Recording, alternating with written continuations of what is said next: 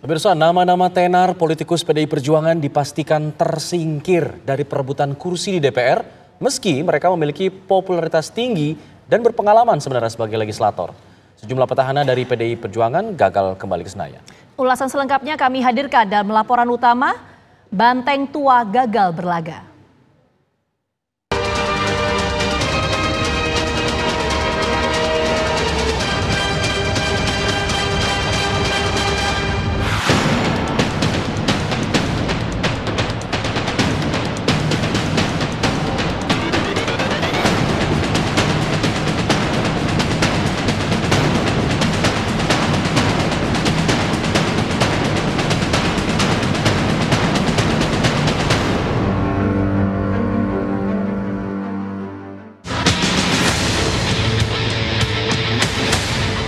Kursi empuk Senayan bakal tidak bisa lagi dinikmati sejumlah calon legislatif petahana dari Partai Demokrasi Indonesia Perjuangan (PDIP).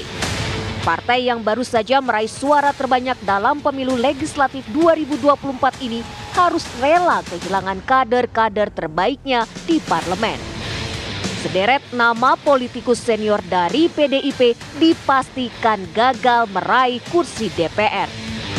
Tersingkirnya dua nama besar di elit PDIP, Eriko Sotarduga dan Masinton Pasaribu, cukup mengejutkan.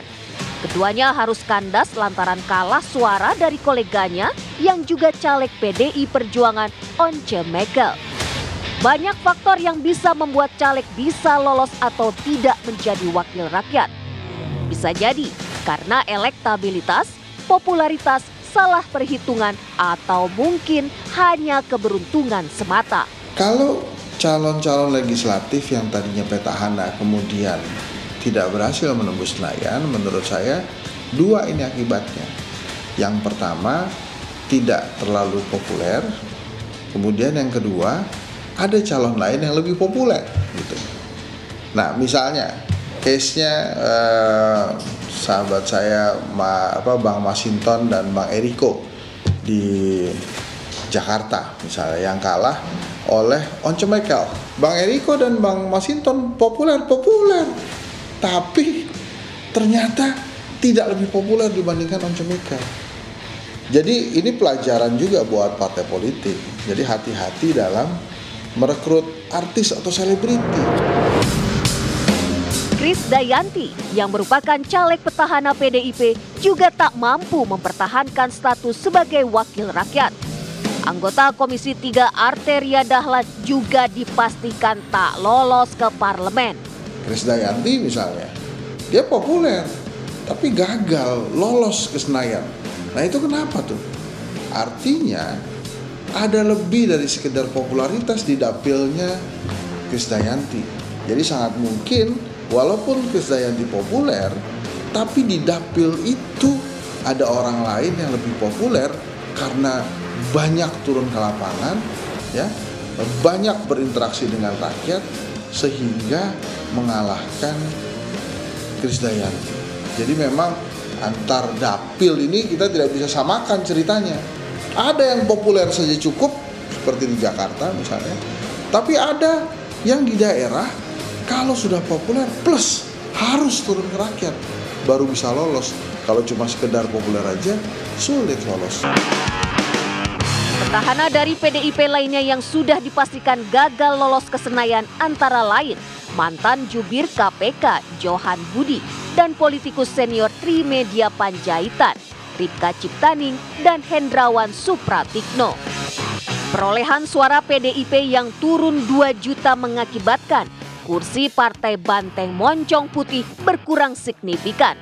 Dari 128 kursi diprediksi PDIP hanya mendapat 110 kursi saja. Jadi biasa ya dalam kontestasi, ada yang gugur, ada yang baru yang masuk ke DPR.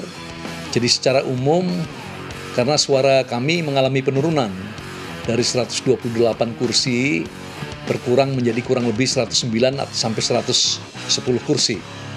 Itu sebabnya tentu wajar ada pemain lama yang gugur ya. Menurut perkiraan kami ada kurang lebih 55 sampai 60 wajah-wajah yang ada di DPR tahun 2019 sampai 2024 yang tidak kembali ke Senayan. Ada sebagian karena memang tidak mencalonkan lagi, sebagian karena memang diganti dengan wajah baru, sebagian karena memang tidak muncul karena kursi PDI Perjuangan di dapil-dapil tersebut berkurang. Pertarungan para caleg memperebutkan kursi di Senayan memang tak mudah.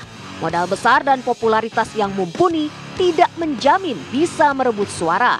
Apalagi ada sistem proporsional terbuka yang membuat pertarungan terjadi bukan hanya antar caleg lintas partai, tetapi juga caleg yang berada di partai yang sama. Dalam pemilu kali ini kan memang banyak faktor ya. Yang pertama adalah faktor penguasa yang ikut cawe-cawe, itu jelas menjadi faktor yang harus diperhitungkan.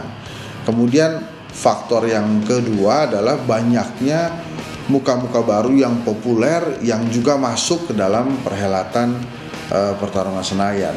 Nah, kalau di hipotesa yang sangat positif lainnya, misalnya bahwa rakyat Indonesia lebih melek politik, walaupun saya bersyukur akan itu, tapi menurut saya bukan itu. Perolehan suara yang tinggi memang tidak jadi jaminan bisa melangkah mulus ke Senayan.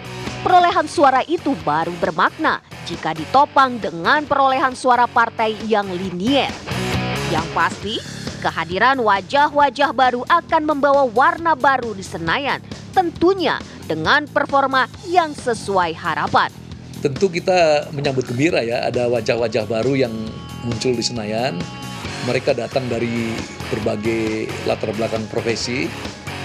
Mereka pasti adalah petarung-petarung andal, itu sebabnya mereka bisa berhasil datang atau masuk ke Senayan. Nah, kita berharap mereka akan memberi warna baru di DPR. Mereka ini memiliki reputasi yang baik ya, itu sebabnya terpilih. Kita berharap darah segar ini mampu mendinamisasi kiprah dan dinamika politik di Senayan.